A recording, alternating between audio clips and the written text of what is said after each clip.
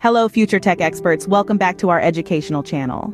Today, we're diving into Chapter 3 of the Class 10 Computer Science Conditional Logic, focusing on the most important short and long questions you need to know for your board exams. So grab your notebooks and let's get started. Now let's dive into the important questions related to this chapter. Important short question. Question 1, what is conditional logic?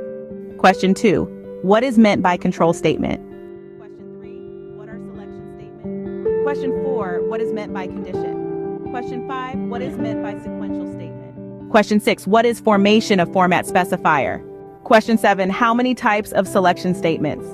Question 8, why do we need selection statement? Question 9, what is meant by associative code? Question 10, which control is the default control structure in C language? Question 11, difference between selection and sequential statement with example? Question 12, difference between if and if-else statement? Question 13, draw the flowchart of if and if-else statement. Question 14, what is nested selection structure? Important long questions. Question 1, what is if statement? Explain its structure, syntax, flowchart, and gives example. Question 2, what is if-else statement? Explain its structure, syntax, flowchart, and gives example. Question 3, what is nested if statement? Explain with the help of example.